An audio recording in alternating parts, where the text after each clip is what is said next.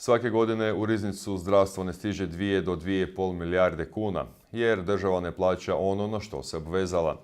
I stoga glavni problem našeg zdravstva nisu njegovi troškovi, već njegovo financiranje, zbog kojeg se pretače iz šupljega u prazno, objasnili su čakovečki laboristi. Čakovečki ogranak Hrvatskih laborista Stranke rada konferencijom za novinare javnosti želi upoznati s novom drugom po redu javnom raspravom o nacrtu Nacionalnog plana razvoja zdravstva za razdoblje od 2014. do 2016. koja će trajati do 26. ovog mjeseca. Odbor za zdravstvo Međimurske županije sudjelovao je i prvoj i sada u drugoj, i to sa zaključcima donesenim na svojoj tematskoj sjednici. Naime, 6 prijedloga upućeno Ministarstvu zdravstva i od njih su 3 djelomično prihvaćena. Jedan od tih je da dostupnost polikliničko-konzilijarne mreže ne smije biti manja od ovoga što je do sada.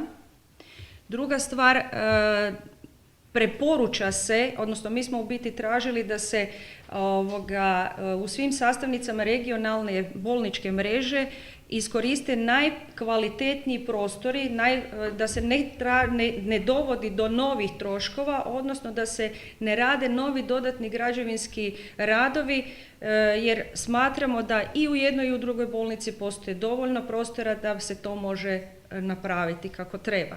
I treće, ukazivalo se na činjenicu da na području Međimurske županije nisu predviđeni kreveti palijativne skrbi, međutim to pitanje će biti regulirano strateškim planom koji ide u usporedbu s nacionalnim. Što se pak tiče velikih promjena u bolnici, dogodile su se svega 3. Objedinjeni su neki odjeli, učinjene su građevinske preinake dnevne bolnice kako bi se povećao broj kreveta za pacijente dnevne kirurgije i odvojili onkološki pacijenti.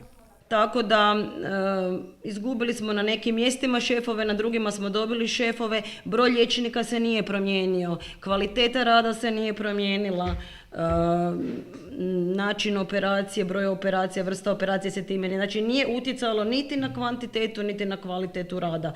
Tako da ne vidim kakav napredak time treba biti postignut. Možda u nekim drugim bolnicama, u našoj ne.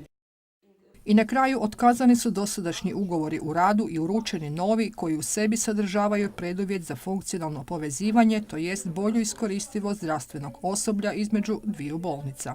Prema ovim velikim preinakama možemo zaključiti da taj opći nacionalni plan nam nije niti trebalo. Nego je trebalo samo jednu običnu kategorizaciju bolnice za koju smo mi već odavno znali koja bolnica, koje kategorije. Trebalo je samo popisati koji je broj liječnika, koje vrste specijalnosti. Iz toga, kako se čulo, novi nacrt Nacionalnog plana razvoja zdravstva ponovno baca tamnu sjenu na želje i sposobnost vladajućih i na nacionalnoj i na regionalnoj razini i budi sumnju da ćemo ipak na kraju ostati samo sa zgradama, sa golim zidovima naše bolnice. Mladi liječnici su elokventni, govore strane jezike, nisu skromni poput njihovih starijih kolega i stoga nije ni čudno što ih takvi uvjeti rada kod nas previše ne zanimaju.